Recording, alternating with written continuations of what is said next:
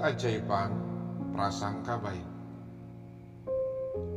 Malam masih sangat panjang ketika segerombolan pencuri lari tunggang langgang dikejar penduduk di sebuah kampung.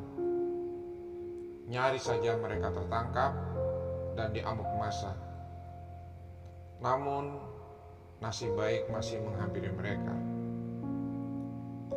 Segerombolan pencuri berhasil meloloskan diri dan menjauh pergi ke kampung lain yang dirasa sedikit lebih aman dari endusan penduduk yang memburu mereka secara membabi buta.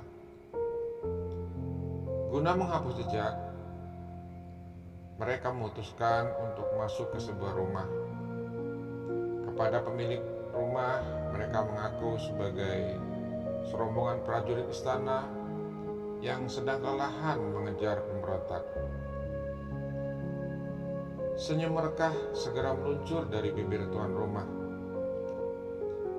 Lelaki sepuh itu segera menjamu para tamu yang istimewa di matanya. Ia nampak sangat bahagia.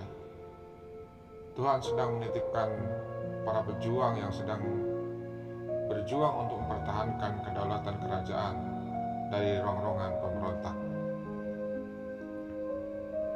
Pemberontak memang harus diperangi. Demikian tuan rumah membuka percakapan sembari menyuguhkan minuman hangat.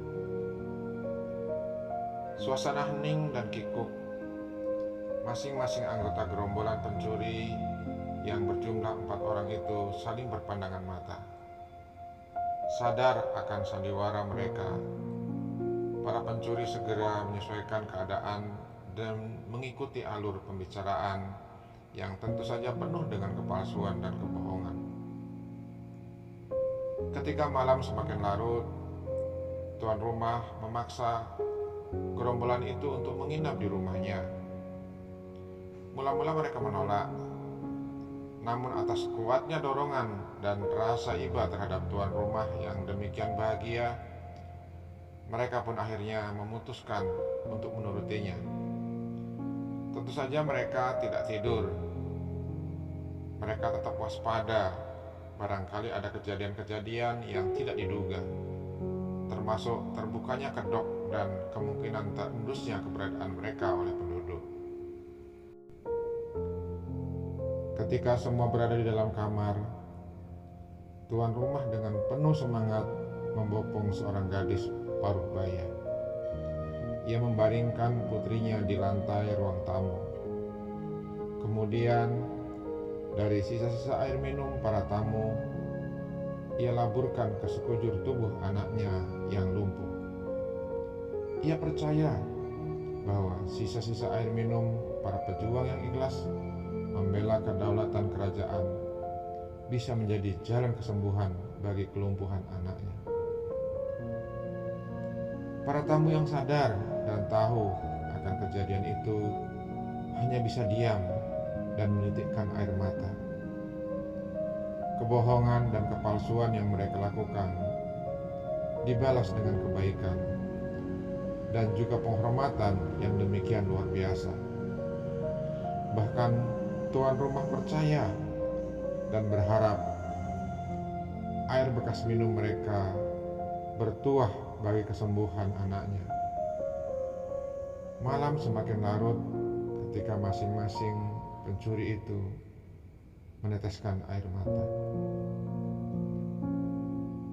Dan ajaib, esok hari ketika keadaan dirasa aman, para tamu itu pamit undur diri.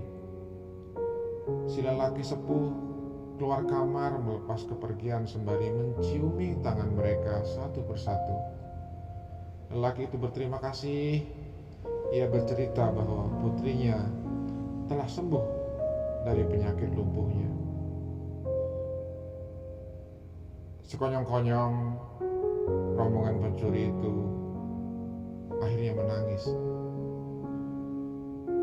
Bukan hanya karena kesembuhan putri tuan rumah, namun karena kesadaran mereka bahwa ternyata prasangka yang baik bisa membawa keajaiban. Pikiran positif akan melahirkan keajaiban. Sahabat, semoga kisah ini menjadi inspirasi kita untuk terus membangun prasangka baik ataupun positive thinking dari setiap permasalahan yang kita hadapi dalam hidup ini. Salam sukses dunia